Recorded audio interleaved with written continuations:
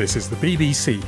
For details of our complete range of programmes, go to bbcworldservice.com/podcasts. Welcome to the latest global news recorded at 14 hours GMT on Friday the 2nd of February. I'm Jonathan Blake with a selection of highlights from across BBC World Service News today. Coming up, 90 migrants are feared drowned in the Mediterranean after their boat capsized off the Libyan coast. 2 survivors managed to swim back to the Libyan coast. A third was rescued. 90 drowned on the testimony of those survivors. Also in the podcast, as the UN warns of a humanitarian catastrophe, we report from the Syrian province of Idlib.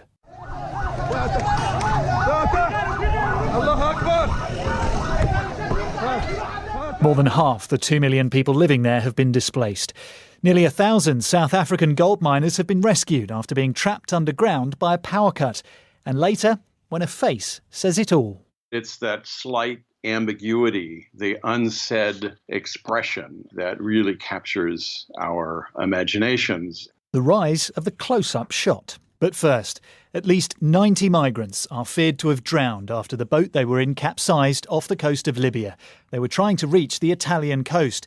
Our correspondent James Reynolds has been following developments from Rome and told me more. We're getting our information from the International Organization for Migration. They say that the boat, a flimsily constructed dinghy, possibly capsized off the coast of Libya, and they believe that 2 survivors managed to swim back to the Libyan coast. A third was rescued, and they've based their estimate of 90 drowned on the testimony of those survivors. The IOM has just been in touch with me in the last few minutes, saying that they're still checking the number of victims, and they think possibly there might be a chance of getting further survivors. And there are similar incidents fairly regularly, sadly, with people trying to cross the Mediterranean. 330 deaths so far this year. It seems the danger is not deterring people.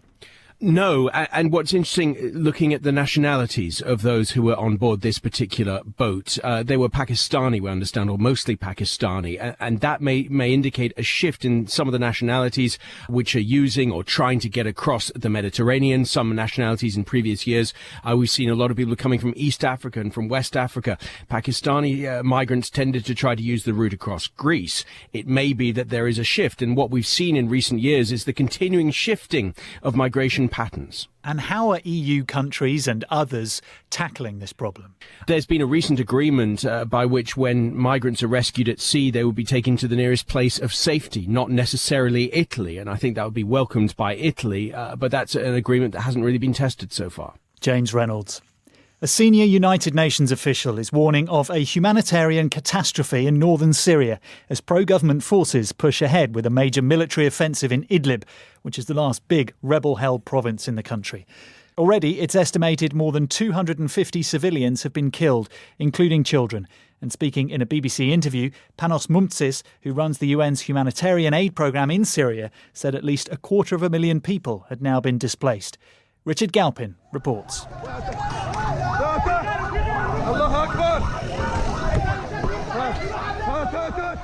The sound of rescue teams rushing to the scene of yet another airstrike in the northern province of Idlib. This, the last rebel-held province, has long been attacked by Syrian and Russian warplanes. But in recent weeks, the tempo's stepped up and pro-government ground forces have also joined in the fight. With thousands of people fleeing, the United Nations humanitarian coordinator for Syria, Panos Mumtzis, is sounding the alarm. We're really extremely worried about the situation on the ground. The province of Idlib has more than 2 million people, half of whom are already displaced from multiple displacement, actually several of them. The latest offensive, and basically we have seen about 250,000 additionally newly displaced people who fled their homes, basically heading towards the Turkish border. This is really a catastrophe for the people who are living in Idlib. According to the United Nations, many of these newly displaced people are having to survive in squalid makeshift camps. Nadia and her family left everything behind when they fled and are now stuck in a tent with no facilities around them in the cold of winter. We have no house, nothing. We even struggle to get food and don't eat properly. We carefully spare each drop of water we have. Are other countries powerless against this? Don't they see all this?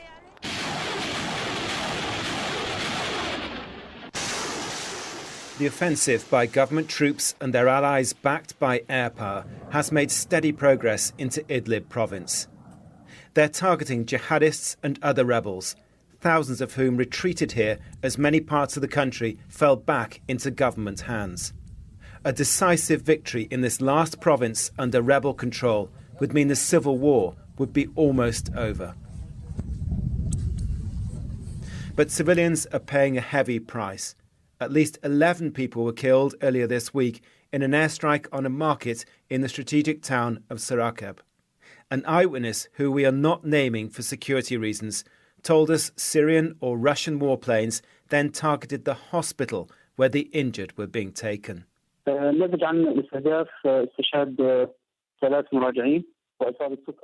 The bombing killed 3 medics and injured 6 others. The hospital's facilities have collapsed and the water supply is down.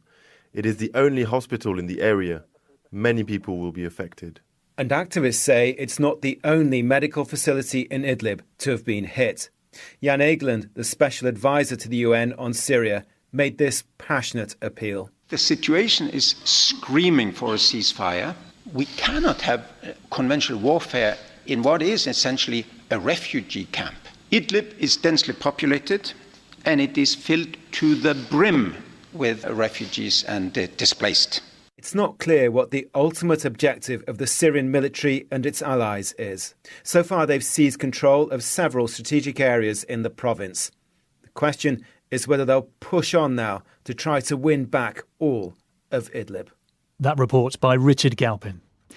They were trapped 1,000 metres below ground for more than 24 hours. But after an anxious wait for their friends and family, nearly 1,000 miners have been safely brought back to the surface. They were trapped in the Beatrix mine in the province of Free State after a storm cut off power to the entire region and the mine's backup generators failed to work. Hitakanzi Magwedze is a journalist with the South African Eyewitness News. We spoke to one of the miners coming out of the mine. In fact, he was actually driving himself home with a big smile on his face. He says that they spent their time chatting and laughing. It seems, despite the danger that everyone above surface assumed they were in and the distress that we assumed there would have been, they were quite relaxed underneath. He says that all they did was chat and sleep, and the only worry or distress they had was the fact that they had to sit or stand the entire time, and it was dark most of the time. So it seems that the conditions below surface were quite close to comfortable. The BBC's Pumza Falani is in Johannesburg, so it seems most of the miners were unharmed. It's a very good news story, indeed a very unexpected outcome, but one that has been welcomed here in South Africa with great relief. The nearly 1,000 miners had been trapped underground since Wednesday night when power was cut off at the mine after a severe storm.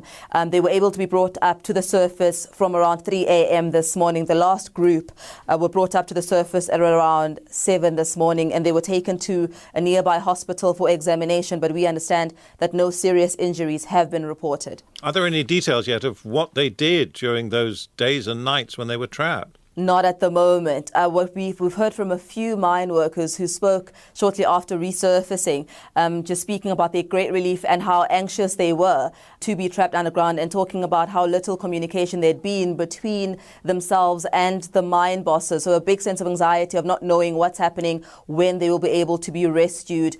And we understand that while they were there, that they were receiving some food and water. Do we have more details also about how this actually happened? You said the storm knocked out the power, but was that it? Correct. It was essentially a freak accident, and it was a freak accident in that a storm knocked out the power in the area, which meant that the lifts could not work. And on the side of that, the mine's generators, which were meant to kick in at the time of the power outage, also failed. And the mine bosses have said this was due to a software problem. And this is what the unions are looking at and holding on to and asking questions about whether mines, particularly this one, and also mines across the country, have enough safety measures in place to make sure that if something happens that's outside of their control, if it's something that's that's happened as a cause of nature, will they be able to rescue people trapped underground? They're talking about finding ways to avoid a repeat of this. Pumza Fulani in Johannesburg speaking to Dan Damon. The former president of the Maldives, Mohamed Nasheed, has told the BBC he will return from exile in Sri Lanka to contest elections against the incumbent, Abdullah Yameen. There have been reports of clashes in the country's capital. Sanjay Dasgupta reports. Mr. Nasheed's move comes a day after the Maldives Supreme Court ruled that his trial and conviction on a terrorism charge had been politically motivated. It also annulled the expulsion of 12 legislators, handing the opposition a parliamentary majority. Mohamed Nasheed, a charismatic campaigner against climate change, was convicted in 2015 and sentenced to 13 years. Earlier on Friday, hundreds turned out on the streets of Mali to celebrate, waving the national flag. But police dispersed the crowds using pepper spray. Sanjay Dasgupta. Next, to the French port of Calais, where extra riot police have been deployed after clashes between Eritrean and Afghan migrants. 4 people are in a critical condition after being shot and 18 are injured. The mayor of Calais, Natasha Bouchard, said such violence could not be allowed to happen again. Weapons, we do not find them here in Calais. Violence, we do not find it in Calais. These people were armed. They're putting their lives in danger. It is regrettable, but the Republic also has laws. We cannot let these migrants continue to fight each other. We cannot let them continue to undermine the law in Calais. I asked the BBC's Gavin Lee, who is in Calais, for the latest. Well, things are calmer here. We got here a short while ago, and bear in mind you have a situation where, just over a year on from when the jungle so-called camp was closed, up to 7,000 to 9,000 people there. Now the estimates are that there are 700 to 900 rather than 7,000 to 9,000. Things have been quiet. There are a lot of charity workers here who are trying to get more food handouts, because it seems that from talking to charities, they say one of the big issues yesterday with sparked the first of 3 huge clashes between Afghans and Eritreans was a food queue. It was something as simple as that, charity handouts, but it got to a point where 4 people were shot who are in hospital. There were 5 shots in total. Another is suffering minor injuries. 22 people with lesser injuries, plus 2 police officers. Now, these were different clashes taking place at 3 parts of Calais by the hospital and different sites. And if I can explain to you a little bit about the actual site now, there are clusters of Afghans and mainly Eritreans in different parts of Calais. And what the French Interior Minister has said that like we've heard from some eyewitnesses, that most migrants, you don't see them armed with knives, let alone guns. They believe, and from talking to the charity workers here too, they were migrant smugglers yesterday, and the police are still looking for a 30-year-old man in relation to that those shots being fired. And in the longer term, we've seen the jungle camp cleared, but there's still clearly a lot of migrants there in Calais trying to, in many cases, cross to the UK. What can the French and British authorities do to manage that situation? Well, it's worth bearing this in mind, and you and I have spoken a lot from Calais. I was here a heck of a lot during the height of the jungle and the last days of the so-called jungle camp as well. I've been back and forth since. What I'm told from migrants, what I'm told from some of the charity workers here is Emmanuel Macron, when he arrived last week, there was a lot of hope from those who thought he would offer a new way, because they quoted him as speaking of a new humane way of dealing with refugees and migrants. Now, the response that they heard him say, given that he was saying that there would be no chance of a return of the jungle, they felt frustrated, disappointed. In fact, charity groups say 200 more migrants have since arrived here. Since then, it's about 800 now, because they believe that unaccompanied minors, those who are 17 and under without family, have a better chance of going to the UK because of an agreement between him and Theresa May. So that's also added to the tensions here. But I am told that things have calmed down since last night. Gavin Lee in Calais. History will be made this month at the Pyeongchang Winter Olympics when the first African team compete in the bobsleigh competition. Our sports correspondent Alex Capstick joined the female team at their training camp in Lake Placid in New York State. We're the Nigerian women's bobsled team. We're the first team from the country of Nigeria, the first team from the continent of Africa, and the first team to be represented in the Winter Olympics in the sport of bobsled. in Pyeongchang. They're known as the Ice Blazers, going where no African has gone before. The pilot and driving force behind the continent's first ever bobsleigh team is Sian Adigan. She started the venture from scratch in 2016, even building her own makeshift wooden sledge to practice with.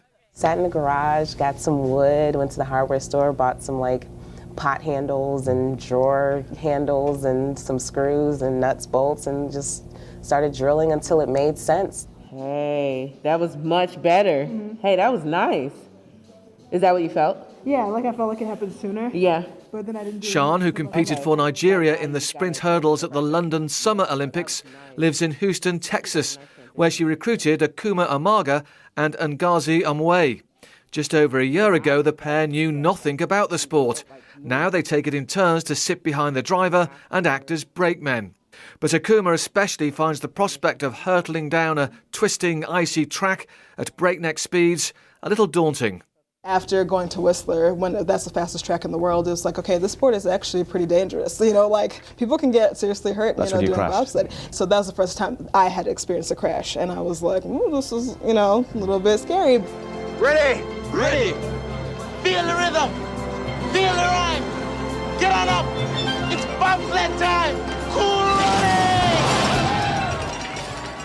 running. Even though they're first-generation Nigerians, they were born and raised in the US. Comparisons with the Jamaican men's bobsleigh team at the Calgary Olympics 3 decades ago are inevitable. That story inspired the movie Cool Runnings. It's funny that people always bring up the comparison because it's really honorable, to say the least, that 30 years later people are still singing their praises, and to say that we are along that same path of what people consider to be legendary is really humbling, and it's an honor to receive. I watched it and I was like, I just thought it was hilarious, the things that they had to go through. Yeah, there's a scene in it where they're actually training in the bathtub. Yeah. With their coach barking orders at them. Have you done that yet? No, we haven't done that, but we have our wooden sled, which is pretty similar, and it's just another way of practicing while not on ice, and so I think that's pretty cool. Well, I'm standing on the frozen water here in Lake Placid, and out in the middle, standing ankle deep in snow, are the 3 Nigerians on their photo shoot wearing their uniforms, the ones they'll use at the Winter Olympics.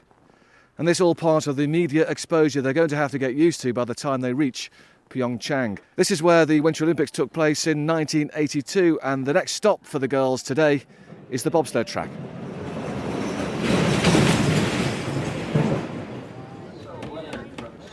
Their last run before heading to Pyeongchang was very slow. A few observers up at the start gate were clearly unimpressed. The Nigerians qualified for the Olympics because they're the only team from Africa, and they managed to complete 5 races. But not everyone believes they deserve their place. Unfortunately, I can't stop people from feeling however they do, but I think the vast majority, they know that this was started not because we wanted to bring any type of light to ourselves, but more so because this was much larger than us, and that we really wanted to give something very special to not only a country, but a continent of Africa.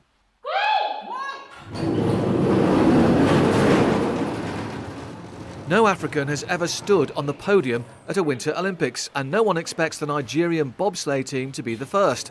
But these groundbreaking women want to be taken seriously, in the hope their efforts will motivate other Africans. Oh, and they also plan to have some fun. What are you looking forward to most when you get there? Ooh, opening ceremony. That would be really cool. I think it would be awesome. I feel like it's just going to be a big, surreal moment where we're just like, gosh, we're carrying the Nigerian flag in a Winter Olympics. Gosh. That report by our sports correspondent, Alex Capstick. You're listening to Global News, the most important stories and the best interviews and on-the-spot reporting from the BBC World Service. If you've missed any of the week's main events and you want to catch up, why not listen to The World This Week? Geeta Gurumurthy can tell us what's in the latest edition. Sadly, a look at violent conflicts still destroying human lives around the world and the politics behind them in this week's programme. In Yemen, one of the sides in the complex civil war has just split into 2, making the chances of peace recede even further. We look at Saudi Arabia's role in all that. In Afghanistan, where there's been a sharp rise in violence in Kabul, how much of that is due to its neighbour, Pakistan? And we look at Mexico, where drugs are a factor behind the number of murders, hitting 25,000 last year. And a rather less grim question, we test the very latest in political thought. Do good-looking people really tend to vote right-wing? That's all in The World This Week, broadcast on Saturdays and Sundays and available to download from our website, bbc.co.uk/programmes.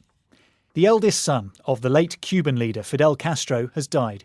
Cuba's state media said Fidel Ángel Castro Díaz-Balart, who was 68 and widely known as Fidelito, took his own life after suffering from depression. Will Grant reports from Havana. It is a little over a year since the death of the father of the Cuban Revolution. Fidel Castro brought the island to a standstill for 10 days of national mourning. Few Cubans then would have imagined that the next member of the Castro family to die would be Fidel's eldest son, Fidelito. A 68-year-old nuclear physicist, Fidel Ángel Castro Díaz-Balart played no significant political role in Cuba and was certainly never in the running to follow his father or his uncle, President Raúl Castro, into leading the country. In announcing his death, Cuban state television gave few details, saying he had been suffering with deep depression, which doctors had been treating him for over several months. However, on Thursday morning he had taken his own life, they announced. As much as the death itself may shock ordinary Cubans, it is those unexpected circumstances which will perhaps most catch them by surprise.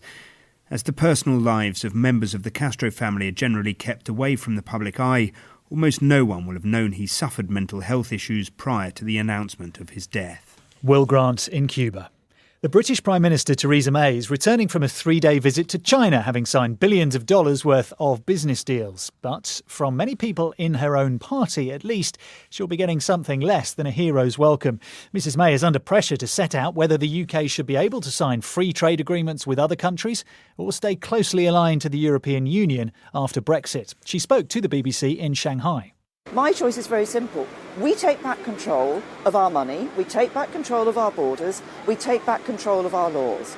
We want that free trade agreement. We negotiate a free trade agreement with the European Union. We want that to be on as tariff-free and frictionless a basis as possible. But that also gives us the freedom to be able to negotiate and to sign up trade deals around the rest of the world.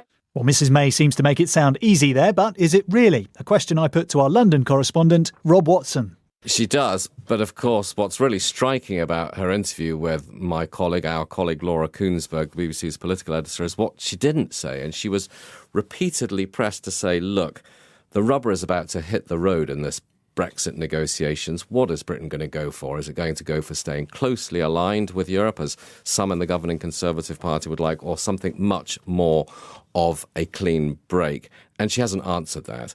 And I think a lot of people listening will find this surprising. I guess plenty of voters in the UK would find this rather surprising, that really 19 months after the referendum vote, we still don't really know what Theresa May wants. We're told there's going to be a key cabinet meeting next week, but, we've heard that before. And other countries around the world waiting to see on what terms they can deal with the UK and trade with the UK when it leaves the European Union are also left waiting. They are, and I think that's part of the problem that the Brexiteers face, part of the problem that the government faces, that there's been all this talk of, yes, we could leave the European Union, do all these deals, but of course most countries would say we don't really want to have a free trade deal with the UK until we know exactly what your relationship with the European Union is going to be. So how much trouble is Theresa May coming back to in the UK? A huge amount of trouble. Basically what's happened is that this long 40 years war in the Conservative Party over Europe has exploded. The reason it's exploded is that the Brexit process, from being kind of theoretical, is becoming real. I mean, real decisions need to be made. Deadlines are approaching. You have this one wing of the Conservative Party that wants to stay close, another that wants to move further away.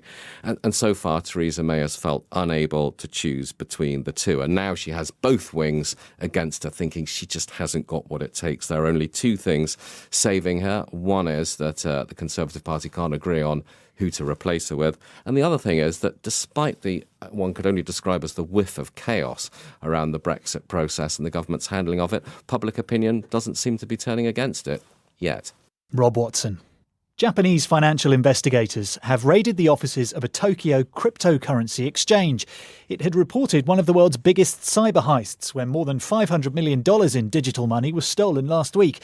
Our Asia-Pacific editor Celia Hatton reports. Investigators arrived at CoinCheck's offices to see whether the exchange had enough money to follow through on its vow to repay the 260,000 investors who lost money last week. And crucially, they wanted to examine CoinCheck's security system. CoinCheck admitted it had left the stolen money in a hot wallet, a part of its network that's connected to the internet, instead of a cold wallet, a more secure offline location. Celia Hatton.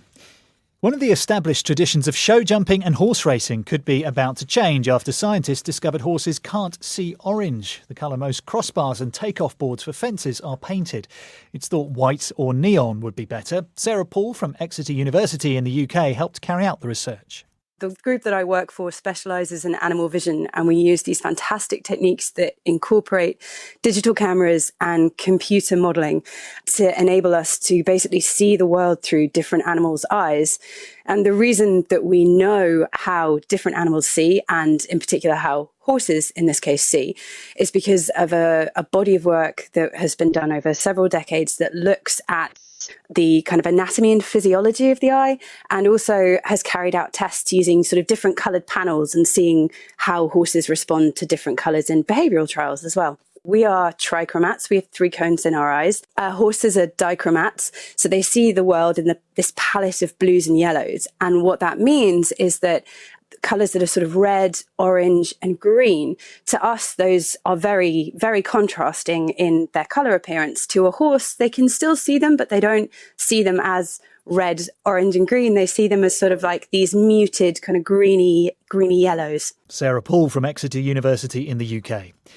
New research has shown that polar bears are struggling to catch enough food to meet their energy needs. A single polar bear may range 300,000 square kilometres, an area the size of Italy. This is the greatest range of any land mammal, 10,000 times that of the panda. But the largest carnivore in the world has to be careful. She's walking on thin ice. Quickly, she flattens her body. 400 kilo must be spread over as much area as possible. The lighter cubs needn't worry.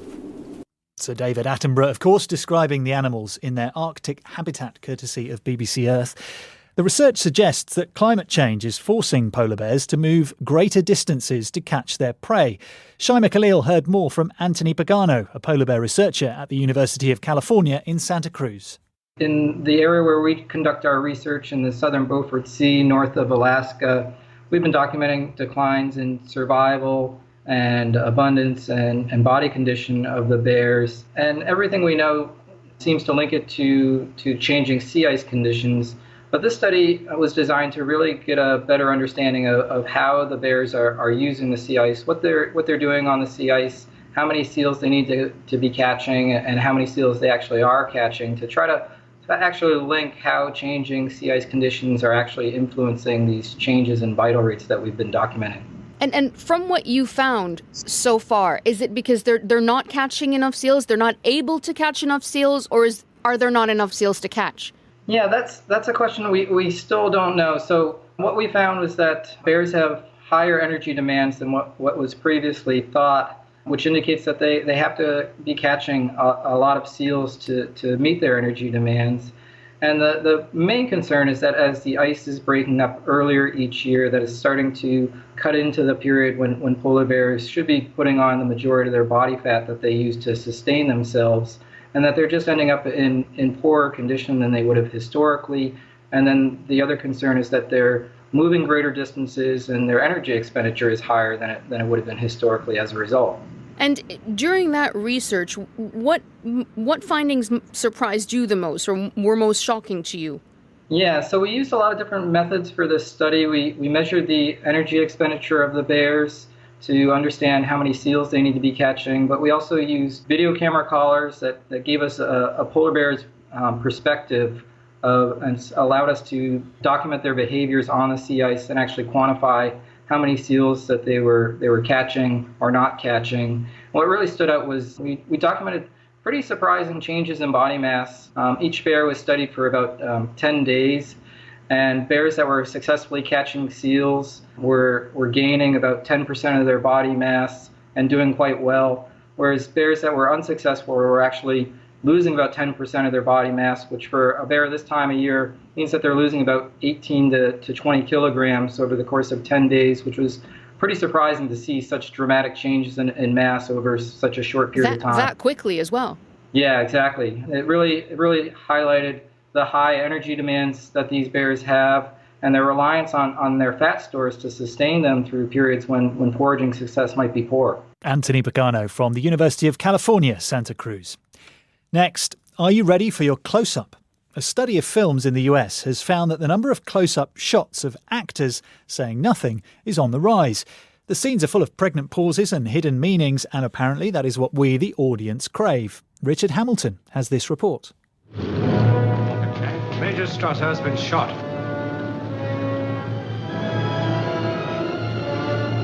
Round up the usual suspects. This scene from Casablanca is one of the most famous in movie history. Before he orders the police to round up the usual suspects, Claude Rains pauses and looks at Humphrey Bogart. The next shot of Bogart, not speaking but looking slightly alarmed, was recut and added later. Professor James Cutting, a psychologist from Cornell University, has charted an unstoppable rise in such shots. He and his team of researchers studied dialogues in 300 movies since the 1930s, and they found that on average there are about 40 close-ups of a silent protagonist with a neutral or ambivalent expression. He told me why he thought this particular method had become so popular. One, we love to look at faces. Two, we love to figure out what people are thinking. But it's that slight ambiguity, the unsaid expression that really captures our imaginations. So it's a way for the viewer to try and get inside the head of the protagonist. Exactly. And there's a term for this in cognitive science and other places called theory of mind. Terrible term, but essentially what it means is exactly what you said. We want to get into the mind of the other person. And the point I would make is that we can't stop doing this. We do this pretty much automatically. The more cues we're given to support this particular effort, the more engaged we are in this particular process. Professor Cutting says because of this enduring fascination with trying to decipher what others are thinking, there won't be any let-up in this filmmaking style in the future. And after watching hundreds of movies, he's not lost his appetite for going to the cinema. He adds that it's only when the films are not very good that he starts analysing their technical aspects. Richard Hamilton reporting. And that is all from us for now, but an updated version of the Global News podcast will be available for you to download later. And if you want to comment on the podcast or the topics we cover, you can send us an email. We'd love to hear from you as ever. The address is globalpodcast@bbc.co.uk. I'm Jonathan Blake. Until next time, goodbye.